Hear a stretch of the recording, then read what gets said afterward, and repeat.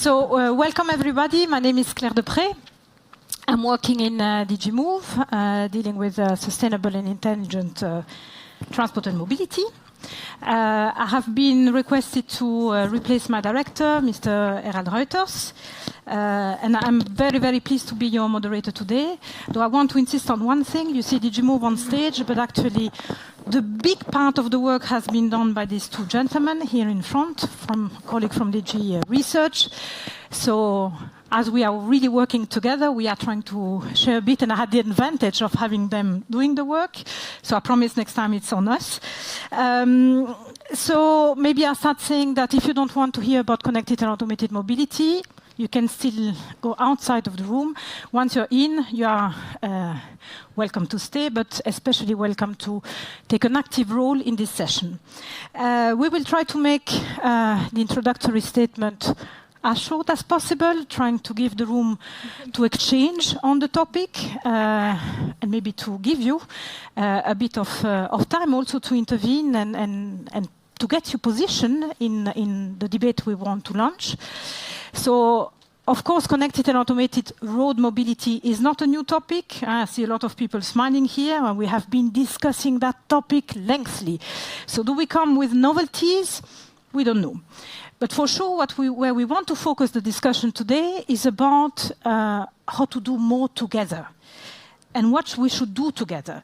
So focusing on R&I areas for further work, for sure, but trying to clear a little bit out the way and try to find possibilities for synergies between different typologies of actors, or where we need to, find topics on which we need to bring more close activities, let's say. So we really have very short time. So that's the setting of these R&I days. So I won't take more time.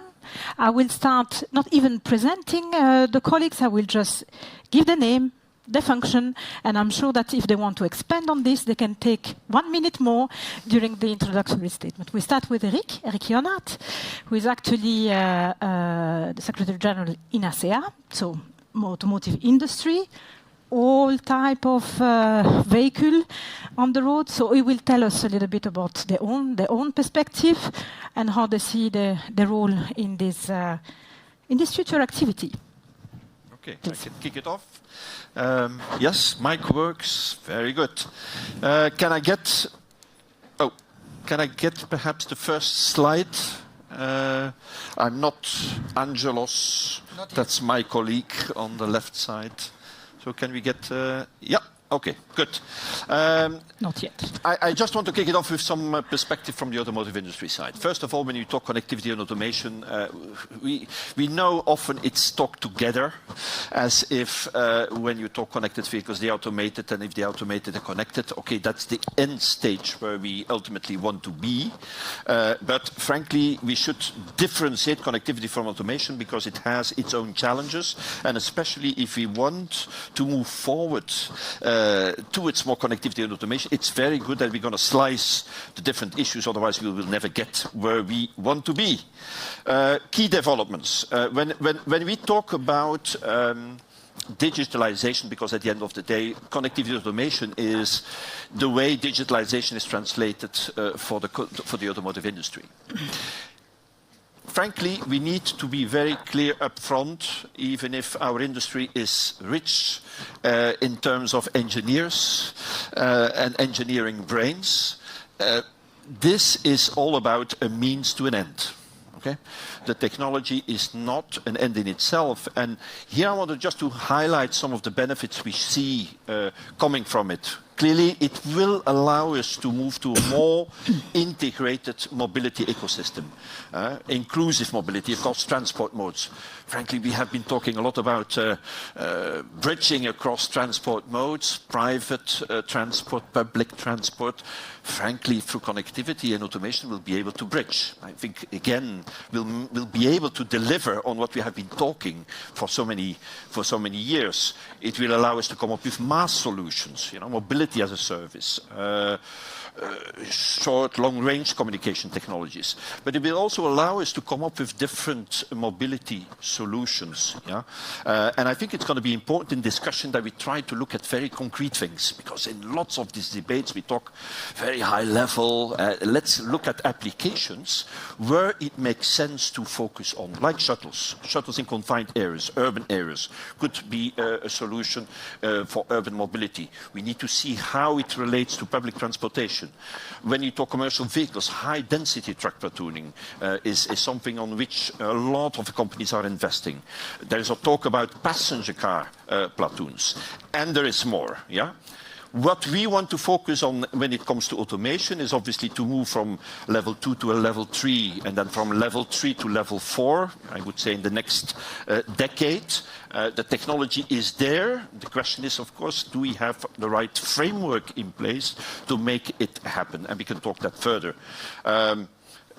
Separate from the automation and the evolution we see in that area, we have the different levels of connectivity, where again, which provides lots of opportunities, and I don't want to get into the details now. What are the benefits, challenges? Well, clearly, as I already alluded to, we think that the next 15 years, 10 to 15 years, we see us moving from, again, level 2, level 3, from level 3 to level 4. We need to recognize up front there was a bit of, I would say, too much enthusiasm at the beginning around what the end stage should look like. I think everybody now has to come to grips with the reality. What is possible? What is not possible? How far can we go? What are the issues to be addressed? Because clearly there are quite a few issues in order to make this technology available for all. And it will be translated in different forms and functions, because we talk cars, we talk vans, we talk buses and trucks. Again, we need to look at the implications for the different vehicle types. Benefits, I think everybody here in the room is aware of the benefits. Benefits for drivers, increased levels of safety, because frankly that is what it should boil down to.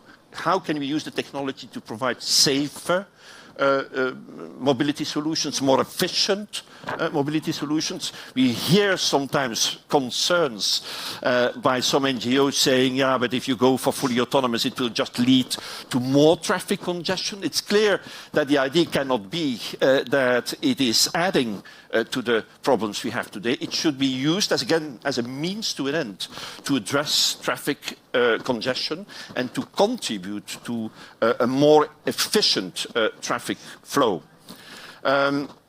What do we need to focus on now is clearly how do we validate the safe function of the systems? I mean, we all know the technology has advanced. Most companies have the technology in-house. However, currently you need to go for an exemption procedure in order to be authorized to bring those vehicles on the road. So we're going to need to look at how do you homologate this type of vehicles in the future. And this is all about validation of the safe functioning of the systems. A lot of good work is going on, led by DG GROW in the European Commission, but also at UNEC level. We need to clarify the role and interaction with the infrastructure, both physical and digital. And then most importantly, let's not forget, again, as I said, it's a means to an end. It should help citizens to be more mobile and to provide customers more efficient mobility systems and transport systems. So how do you address user acceptance? Okay. Then it's the legal framework. I mean, again, the industry is talking this extensively with the Commission. Within the business community, it's all about making sure there is a business case for rolling out the technology. You all know there's a lot of money being invested. At a certain point in time, manufacturers will expect a return from that investment. And then we will not over time have only autonomous vehicles. So how do you have a system in place which guarantees a smooth, safe interaction between automated vehicles and other road users? And again, there are quite a few tests in place. So that's what I just wanted to launch as a few ideas for further discussion later on. Thank you very much. Quite dense, and I'm sure we can come back on certain aspects during our discussion. Françoise Gaspard, actually very, very active in the field of mobility and working for Île-de-France here in Brussels. So I'm pretty sure she will bring also a very valuable contribution to this debate. Yes, I lost my microphone. You lost the microphone. But it doesn't work. Yes? I think it's working? Yeah. Okay, it was a brilliant presentation, but I would like to link the technology with the needs and the end user, the citizen, I think, because we need to do something for the youth, the needs. Okay, I would like to thank you, Claire, for having invited me today at this session. I present AirTrack, but the city, also the cities and regions member of police network. And I'm very pleased to be here with you today. And this is not just a polite expression. It's because we are happy, cities and region, to discuss with you about connected and automated mobility. Because we think that the transformation of a road transport system is not only challenges of industrial competitiveness, but also a regional and local issue.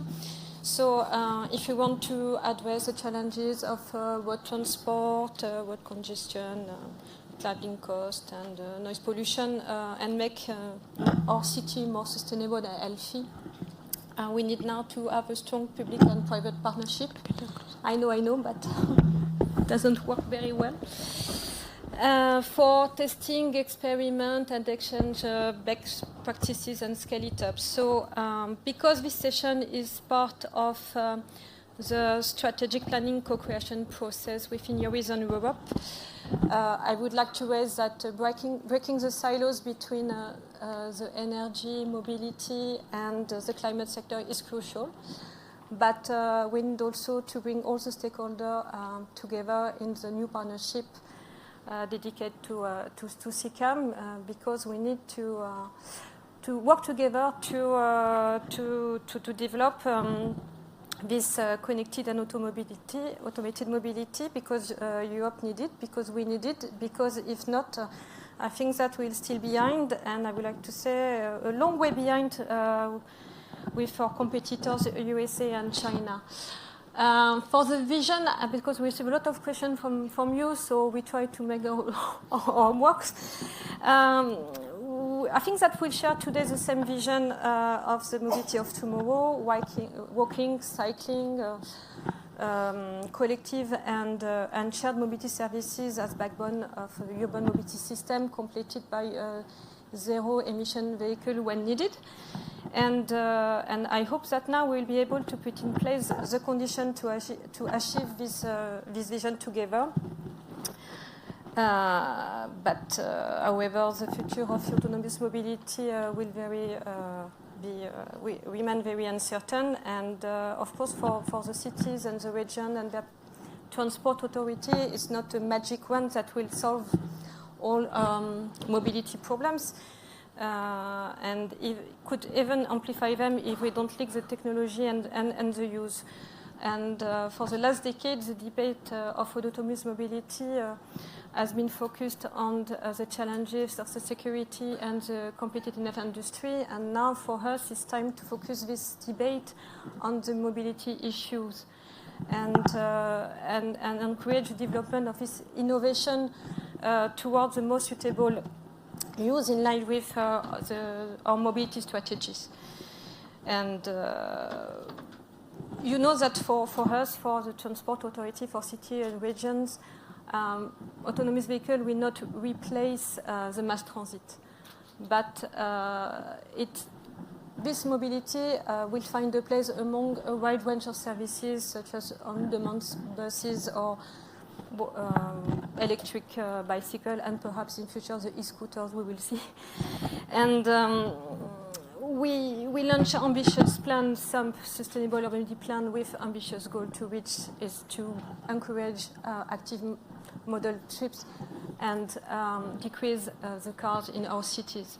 And for us, No? Yes? Okay.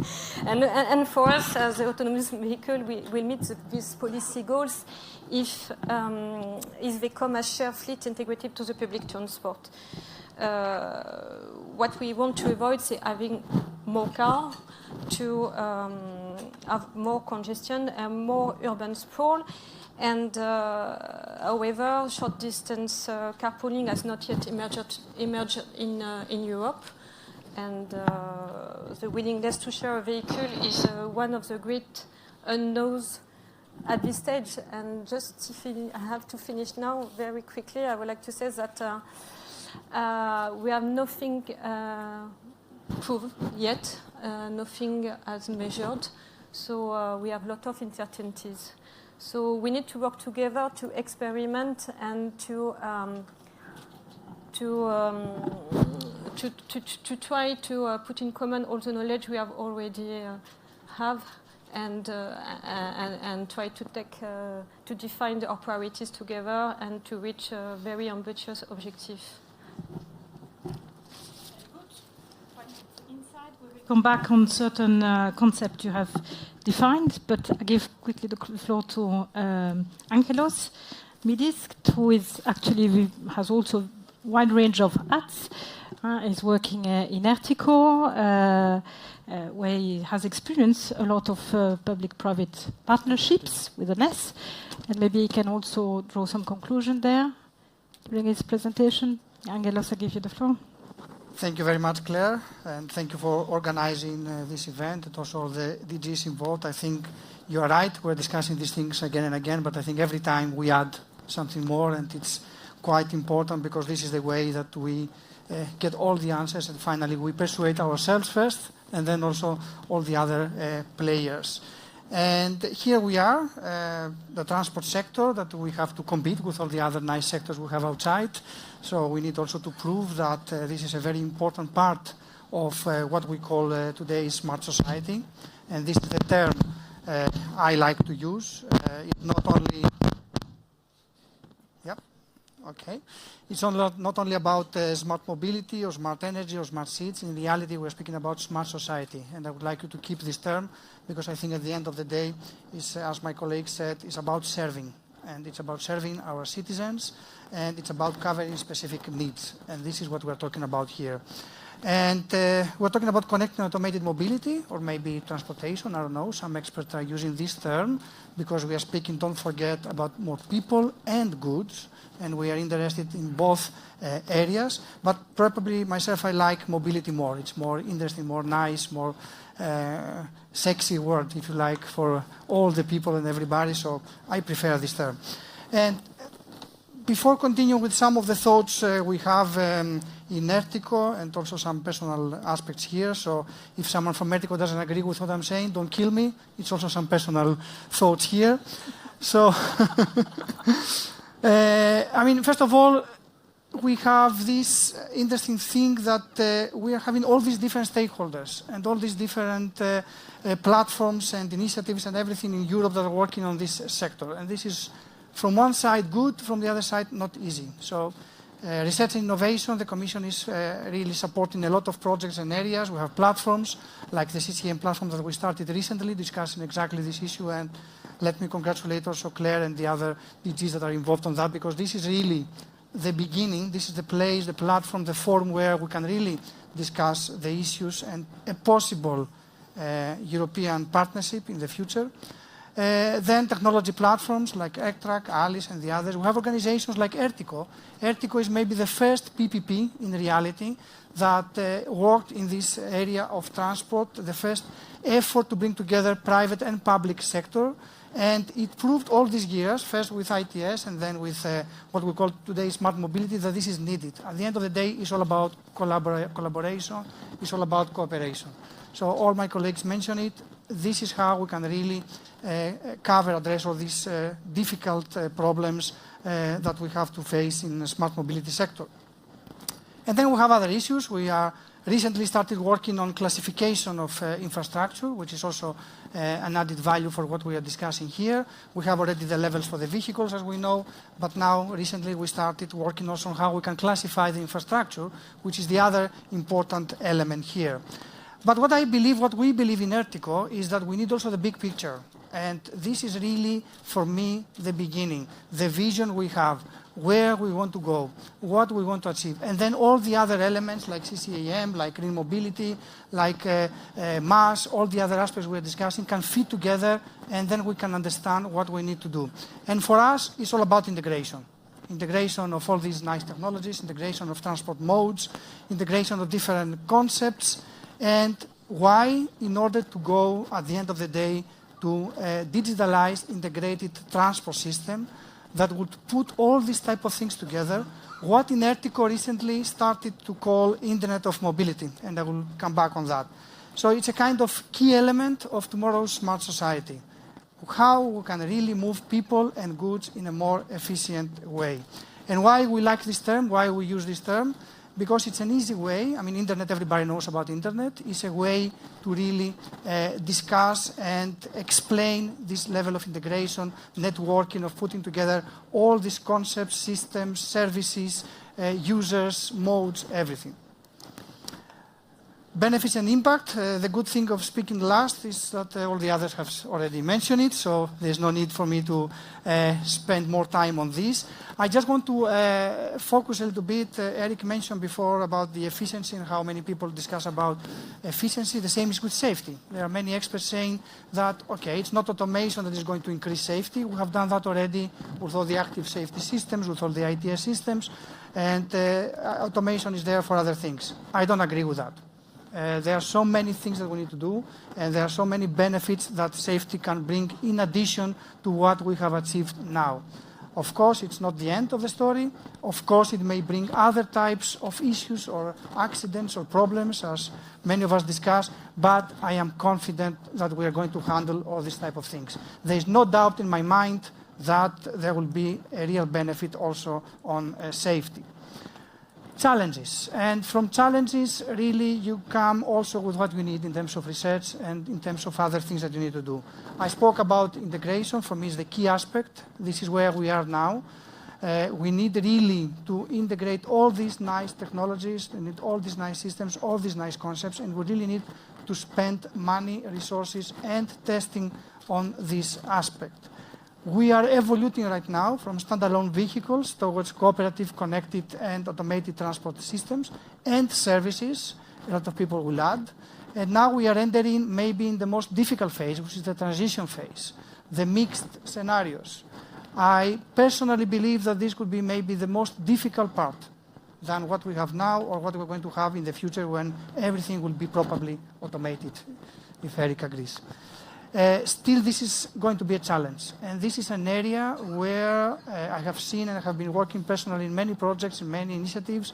The problem of mixed traffic scenarios is really a key issue that we need to address in the near future. Then how we are going to integrate all these nice disruptive technologies that we have today. Artificial intelligence, next generation networks and connectivity, IoT, data access, everything. And I have to move fast. So all these things are challenges. Then the fact that you have all this diversity of factors, you need a kind of open data policies. And I know that it's a very sensitive issue, but let's be frank and open to ourselves. Our society is moving towards this direction. Data becomes more and more important, and open data in the right way, taking into account all the concerns and all the issues, is very important. And of course, it's not only that, it's about social acceptance and trust. It's about how you can really persuade people to use all these things. And in my opinion, it's about serving the public. So user-centered, all-inclusive mobility by design. This is a major aspect in order to really create our challenges. And I was thinking a lot of putting this slide or not, because usually people don't like to put promises on the table or to say what they see by 2030 and beyond. But I said, okay, let's do it. Maybe they will not kill me afterwards. But this is what I see. I mean, by that time, I see mixed traffic with different types of vehicles. I do believe a good percentage of vehicles with L4 functionalities will be there. Probably some L5 with more courageous cities or organizations that would like to implement some also L5 systems. But I don't think at the beginning, at least by 2030, the majority will be privately owned cars, but more collective transport. I see new types of vehicles by that time, also including the evolution of drones, evolution of scooters, all these things that we see today. And in terms of scenarios or operations, the last mile problem, in my opinion, in the cities will be the first one to be addressed, together with highways, with dedicated infrastructure for truck applications and all the things we're discussing. And I do believe that the vast majority of all these things, and this comes back to the integration I mentioned before, will be fully electrified. So that's my ideas. Keep the slide, and in 10 years from now, let's see what happens. Thank you. Thank you so very much. And maybe I change the order of my question. I will ask you, do you... I smell a little bit of uncertainty indeed, of a question mark in the intervention of Françoise. Do you think that the two gentlemen here, well, provided right answer to Françoise? No. No, to the room. So who believes that actually with the elements that have been provided by Eric and Angelos, well, Françoise can consider, can be reassured about how the future will look like? Raise your hand. Yes? 2, 3. So what is missing? I'm asking to the others. What is missing? If you had to have an advice, to give an advice to the two gentlemen here, what would it be? The gentleman over there? Here, the micro.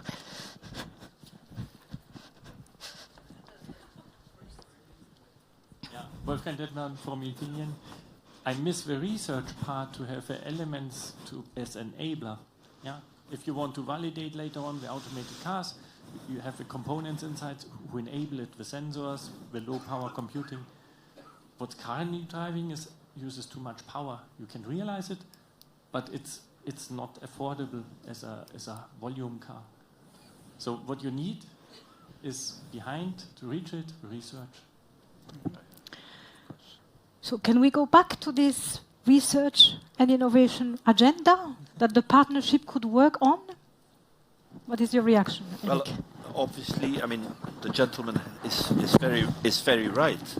I mean, it starts with research, right? I mean, you're not going to just invent things like that or start deploying things like that. So there is indeed, and as we speak, a lot of research being done. The question, however, and there's a lot of research, there's a lot of testing, demonstration all over Europe. Partially EU funded, partially funded by member states.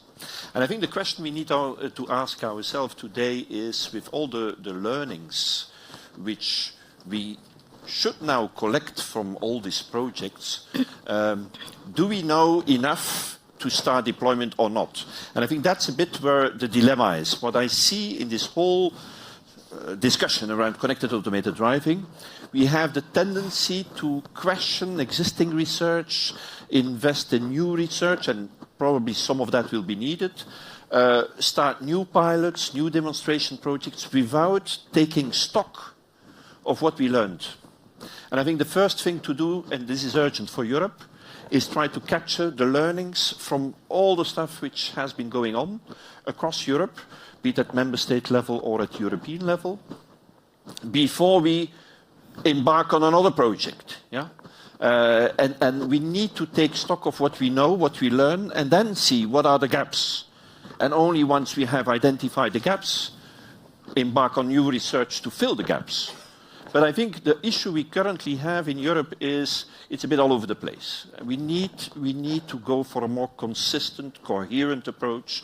Try to also be very clear on what the end goal is. As I mentioned in my intervention, I mean, from a technology point of view, a lot is possible. But the technology is a means to an end and not an end in itself. So what is the end state we want to deliver? What does it mean for cities? What do we need to get for cities in place? Probably it's a question of slicing the whole thing. You know, try to be a bit more selective and choiceful. Perhaps when we talk about fully autonomous vehicles, we should not just talk generalities and think like in cities. Shouldn't we focus first on shuttles? Okay. As a complement to public transportation which is there, or sometimes to replace existing needs which are still there in the area of public transportation. But let's focus on specifics and then orient ourselves towards delivering that, because it feels a bit for the moment like we try to do everything at once. And this leads to frustration, I think, among all players, because nobody feels like we are moving forward enough. Alors, before I give the floor to Françoise, I want to come back on one aspect.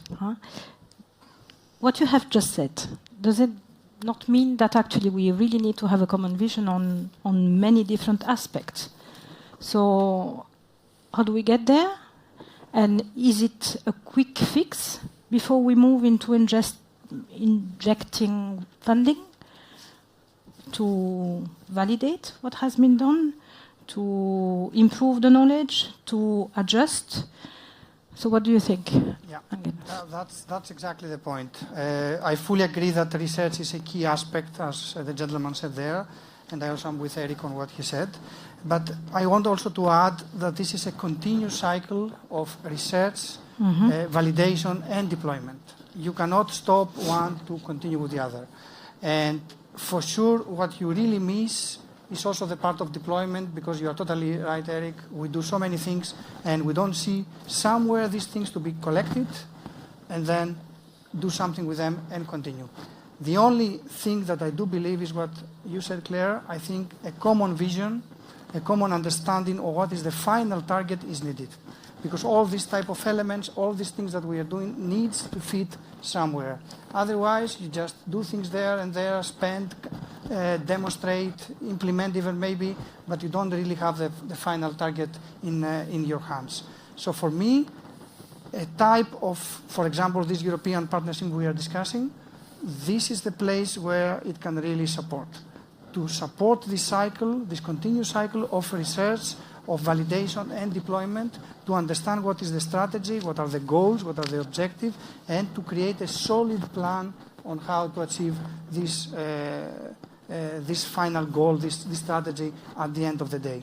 Otherwise, I think we're going to lose ourselves in all what you said, Eric, in all this type of different initiatives, continuous projects, continuous work without an end or without an understanding of what this end is. Françoise. Yes, several comments. Yes, for us, research and demonstration are often fragmented in Europe.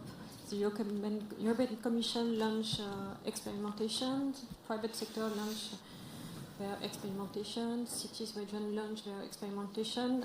We don't work together.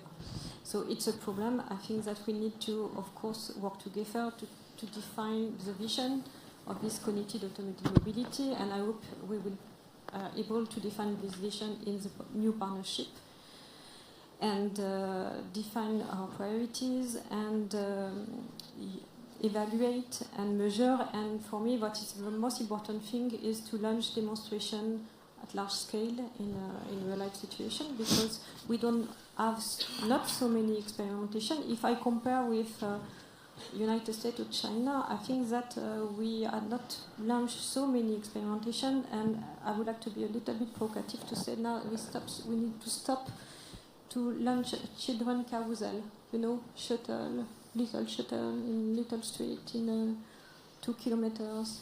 We need something now very innovative if we want to now to make progress and to reach our objective to the decarbonization of the transportation system and to make our cities healthy, etc. And we need to launch this experimentation. I would like to come back about the benefits of the autonomous and automated mobility. It's expected benefit. We don't know. Mm-hmm. We don't know. We have studies, we have simulation, but we don't know. So we need this demonstration, and we need to involve cities and regions because we are key player. We need to work on the new governance of mobility and innovation. You don't have all the actors on the table now. So it's not what the city, it's the needs of the city. What are our needs? Yeah. What are our needs? But that is exactly what I was trying to specify. We need to be very clear what is the outcome, and that's in fact for cities it's going to be different than, for instance, rural areas or whatever. So we need to be very clear what is the expected outcome. I wouldn't agree that we don't do enough in Europe in terms of projects. I think there's a lot of demos which have taken place. What you have, however, a bit in Europe is, you know, if I haven't invented it, I don't want to listen. So everybody wants to do their own thing and has personal pride, feels personal pride in running projects, yeah? And you have that also across Europe with the different demos in cities. So I know with all the things which are happening across Europe in the different cities, I realize that what is possible in one city cannot necessarily be reapplied in another city. But when we have been working as ASEA now a year ago with McKinsey, they were, for instance, suggesting that in order to address the needs in the cities, which exist, of course, that we need to try to come up with archetypes. Yeah? We need to start classifying cities across Europe in different archetypes. You could say it's categorization of cities. Cities have certain common needs depending on the architecture of the city. But we need to start doing it in a more analytical way, instead of saying, oh no, we all different. Now that's a bit the situation. I'm a different one. I need another demo. While I think we should try in Europe to kind of classify, and like McKinsey was suggesting, going for archetypes of cities, so that, and then eventually identify who leads for which archetype. And then once we have projects there, see how we can reapply it, instead of reinventing the wheel all the time. Just we are able to propose a use case, and it's not necessary to classify cities. We're able to propose use case. I have a lady in the middle of the room who wants to take the floor, and the micro is over there. Lady, can you help with the micro? Okay. Thank you. It's very kind of you. So my name is Stephanie Hafensteller. I'm your project manager at the Research Institute for Industrial Management, which seems to be a little bit far away, but actually what we focus on is to look at the customer journey and really what the people need. So I think if there is already technology at the table, if there are the cities who have use cases, then it could be a new focus to step away a bit from developing new things, but actually asking the customers and the society and the communities what they really need, and also not starting extrinsic classification of cities, but actually letting the citizens decide how their cities should look like. So the whole idea of the co-creation process, which has been addressed this morning, should also be applied here, and to really look into the needs of the citizens. And I think that could be a focus area for the new program, that you look more into what is actually really necessary, which levels of technology are really needed in the cities, and which are also efficient and manageable, because not all cities have the same value of or like money to invest in the system, so they need to be affordable as well. And as you need to address the citizens, and not just young and old people, but also families, disabled people, people who do not have a lot of money to use, I don't know, these e-scooters which cost like €5 for going 100 meters. So these kind of issues need to be addressed to really reach the citizens, I think. So I promise I would not give my own personal view on it, but I think this is a valuable input. I want to get back to the validation, because what we have been discussing in your first slide, Eric, was about validating the technology.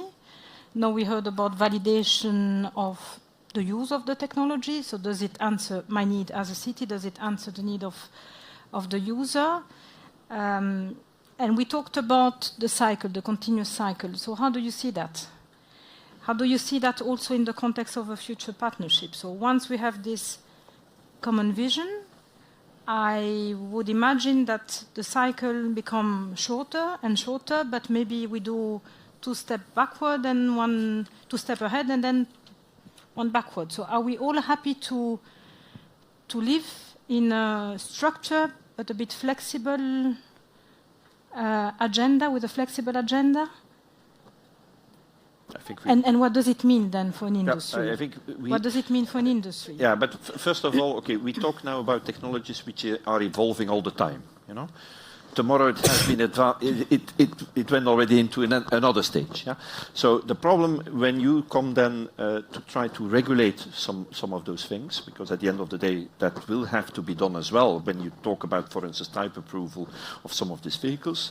The dilemma here is going to be, how do we move forward without restricting innovation and restricting the dynamics behind all this technology. Because regulation, per definition, is not dynamic enough. So how do we, on the one hand, we need a legal framework, that's clear, in order to make sure there are some things guaranteed to the end user. On the other hand, we need not to have regulations which are too restrictive and prevent the technology from moving ahead. And I hear Françoise saying, I want to know where we go, or not want to see what these new developments bring to me. So we do more or less project, or we use more the knowledge in the project. I'm also looking at Angelos. How do we validate what's needed, and are we happy to to take a blank sheet of paper and say, okay, this we get it right, or this maybe is really not the way forward.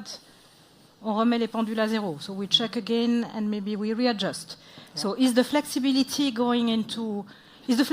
just a requirement when it comes to law, or is the flexibility also something that we want to bring while we are working together? Are we happy to take on board all the views? Angelos. I think what we have seen, at least in this big public-private partnership we have in Ertico, is that flexibility is a must. When you have all these type of stakeholders that are working together, in many cases you have people that have different interests or different objectives. If you don't find ways to be flexible, flexible doesn't mean that you are losing your target, or it doesn't mean that you are losing your scope or your vision, but it means that you are capable of adjusting your activities and your intermediate scope, targets and projects, and this is a must. I want to clarify, because I'm hearing that continuously. I hear the word or the phrase, technology is on the table. This is not true. Technology is a continuous evolving thing. If someone tells you that we have all the technology we need right now in order to do all this nice implementation, this is far away from truth. So what I said before is a very important aspect. It's a continuous cycle. You need to continuously work in all elements. If you just stop and do one part of the equation, then it means that in the near future you will have problems with the other parts of the equation. So this is continuous. And a partnership like that, it's exactly the right place where you can really understand what you need to do in every sector of that. And it's not true that we have not done already too many demos or demonstrations or projects. We are working with multiple cities from all over Europe, and all of them have different interests, different needs, different modalities, the people that are living there. And what I want also to add is that cities is one of the users we have for mobility, for these type of things. And we shouldn't focus only on cities. Cities is a very important aspect of the equation. Cities is a very important part of the users, but you have also all the other types of users. And if we are discussing in a partnership like that, we need to take into account all these aspects and all these needs. So for me, this is a continuous cycle. If you stop at a point, you may stop temporarily to implement things or to understand what you have done, but not for a big period of time. Question from the room, the gentleman, second row. Hi, David Talbot. I'm European Research Manager at Transport for London, so obviously the city perspective. But it's not just about the cities. Francois was quite right then that we haven't got all the actors around the table in a lot of these. Going back to Eric's first slide, one of the points on there was high-density platooning of freight vehicles.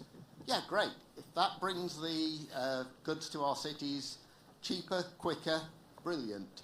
But at some point, those vehicles are going to have to leave the motorway and, at least for the next several decades, interact with a city's not totally automated transport system. At the moment, from the city perspective, we're not seeing the evidence that that can happen safely. Yeah, we know they can run up and down the motorways at high speeds. What happens when they come to the traffic lights as they leave the motorway? And yeah, I'm taking the city's perspective. Doesn't matter if that distribution points out in the middle of the countryside. The local authorities are going to be taking exactly the same views there until they've seen that evidence, which most projects at the moment aren't going that far to give. They're not going to allow them onto the roads in real life. Would you be happy to be involved in a project where we could try to look? It's a question, right? It's an open question. Yes. Yeah. We might not be happy to let that run live on the roads in the first instance, but certainly in a controlled facility we'd be happy. And when we've seen that it works in those circumstances, yeah, we'll think about doing it in a live demonstration. So maybe indeed we did not get, in order to get to the validation processes, maybe we did not get in a consistent manner all the relevant actors around the table. Do we agree with that statement? I have another gentleman taking the floor over there. Certo. Thank you. Alessandro Coda from CLEPA. I think we have now the chance through this new coming partnership to be ambitious. And I think we say we need all to work together. But then maybe we see is the other sector that doesn't come close to me is a matter of coming together. I say what is the aim, and let's go to the mission, going to the moon. Can we have a mission for CCAM in the shorter time where we all together commit ourselves to reach a goal? Do we have this vision all together? Do we have that in front of us, where we can say in 2, 5, 10 years, well, Anglos has proposed something very ambitious, maybe too much, but are we really all together to say what is the future for us? I think you made the conclusion, Alessandro. wise word as usual. The gentleman over there. My name is Tim Buiting from the Royal Netherlands Aerospace Centre, and I think aerospace is one of those sectors which hasn't really been involved in this discussion. Bring it closer. Better? Yeah. And I think all people on the panel mentioned it once, that involving all the actors, integrating really all modalities is really important. But then when you look at the objectives, when you look at the challenges, it's really focused again on one of the modalities, or maybe two.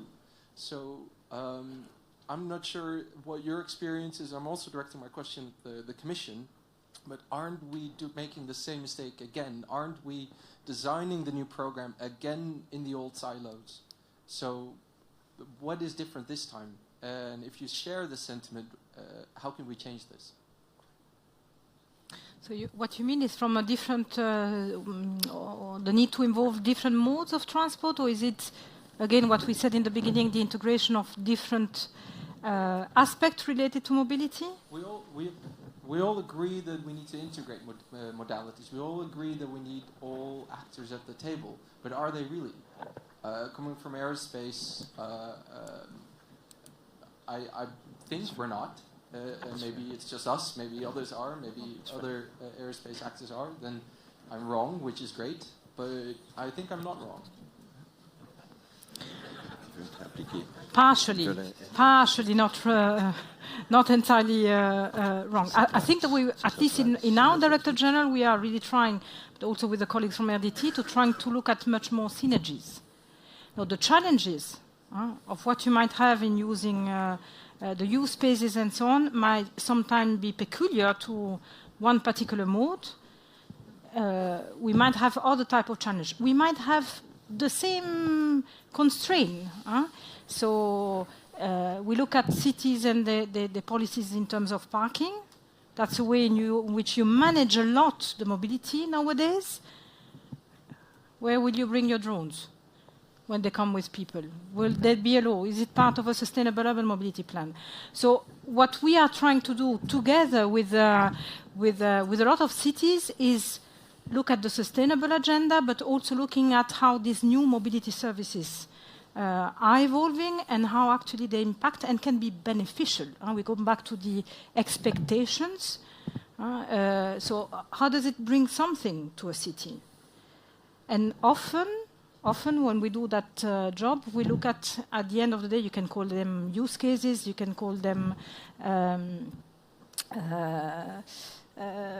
solution for the user needs, but you will try to find a benefit into it. So it's true that it's the early days, and most probably, if I look at the aviation sector, you probably work much more on the logistic part for the moment. No, I'm wrong. Okay, but so for sure, what we need to look at the different segment and how does it make sense from a systemic point of view. I had other question. Yeah.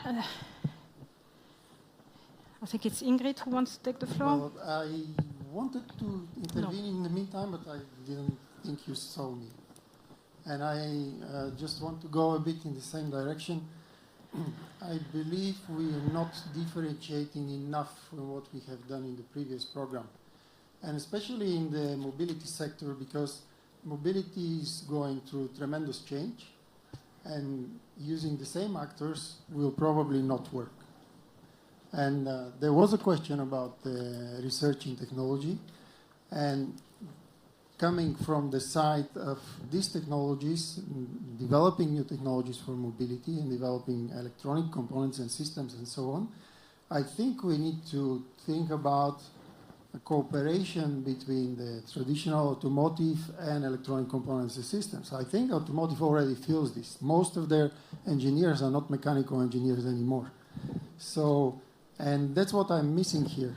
I'm missing a bit the connection, because you're talking vehicles are not safe, they are not proved, we need still to put them on the road. But on our side, there are projects running on the road already. There are corridors in Europe that are experimenting at this moment with autonomous vehicles. So these things should be put together. We cannot go ahead without this collaboration anymore. So how this will be reflected in the new program? I think it will be a lot about that. I immediately endorse what you say. I think indeed we need even more of cross-sector collaboration. It's definitely true what the gentleman said, that in the automotive industry, the time is over that we can do everything ourselves and look at things vertically. We increasingly need, in order to be able to address the real mobility challenges, think horizontally. And that is indeed coming out of our comfort zone. I recognize that up front. And I think all OEMs are recognizing that. You see all OEMs starting with all kind of partnerships in order to move forward. And that's going to be the future. But also in the way we would organize this collaboration in the future, we're going to need to think across sectors. But as I mentioned before, in order to help us moving forward, we're going to need to be, we're going to have to be choiceful. And because we cannot do everything at once. We need to slice it and be very clear what we want to focus on first as an expected outcome. And then see, in order to get there, who are the different players we need around the table. And it's not just going to be automotive, for sure not. It's going to be different players, stakeholders, users, like somebody else has said. But it should be in function of an expected outcome. I think we should step away of these generalities, because if you look at what is happening outside Europe, you see action. Things are happening as we speak. And we keep talking and demo here and demo there. We need all that, but there's time now to start delivering. And that's, I think, what everybody is expecting also from us. Before I give the floor to... Just a comment. I think that we already have ambitious target in a white paper. We need to reach this target. And we need also to reach the target we put in our sustainable mobility plan. So we have objectives to reach. And I think that now we can reach these objectives together. Angelos? Yeah, just wanted to mention that we need to clarify that we need to be ambitious in the level of vision. We need to be specific on the exact targets and projects and things we want to implement, but we need to be ambitious. If you're not ambitious, you will never go there. The history of humankind is full of this type of ambitious target, that this is what moves things in front. And I would like also to mention that many of the things we're discussing here are happening already. I will give the example of Ertico that I know very well. 90% of the new members of the Ertico partnership are coming exactly outside of the classical transport sector. So many of this multimodality of the interaction with other sectors is taking place in many different fora. Also, a few weeks ago, we had a think tank on air urban mobility. And there we discussed with more than 20 cities and many other partners exactly how we can integrate the third dimension of urban mobility, something we do also in DigiMove we are discussing recently. So there are many things that are taking place around. So we shouldn't be so pessimistic. Many of the things that we are discussing here are taking place. I fully agree with the colleagues said before that there are corridors today where we are testing connectivity, automation, and many other things on a high level. And what we really need is the distribution of this information, the distribution of best practices, and the final implementation, as Eric said before, in our cities and our users. I take the last question, Ingrid. Yes, well, it was sort of said already, but I really like the comment about taking stock about things. This is also valid for goals, missions, targets. We have policy targets. We have a zero vision for road safety. We have CO2 targets. Aren't those targets we have to follow and then figure out what type of CAM, what type of connected or automated type of mobility and innovations and research would we need to reach that? So I fully agree. The end goal is very important, but I think we can actually take stock of existing end goals. I'm so sorry, but we really are arriving to the end of the session. I'm pretty sure that the people will stay a bit around, so don't hesitate to bother them. But maybe I want to conclude with a few words. So the first one, though I think we are not yet there, I see a start of a dialogue, or at least if I compare to 1 year ago, I think we are better, in a better shape. We probably have end goal cleared, but between the high-level vision and how indeed a partnership, because we talk about that, how a partnership could contribute towards that goal, this has not entirely emerged yet. So that means that we still have certainly a lot of homework altogether, by the way, because we are not constructing a partnership, the four of us, isn't it? So we will have to continue those discussions, and I really hope that we also make use of this platform, to enrich the debate. I would also say that the validation of many things and how to take stock depends on what we are able to share in terms of knowledge, the good practices, the wrongdoing, and the wrongdoing sometimes is more difficult than the good thing. So how do we change the culture in each of our organizations? I think that this is something we should probably reflect on, and looking at the experience of the aviation sector, all the railway sector. So the next milestone is indeed to work, within the platform. We will have also digital transport days at the beginning of next month, where we'll continue the same discussion, trying to enrich again our reflection. And the interaction we have between the different players. So I really hope that many of you can join us in Helsinki. And in the meantime, continue your reflection, provide us with input, and, engage with those who enable and also expect benefits from connected and automated mobility. Thank you so much for your participation.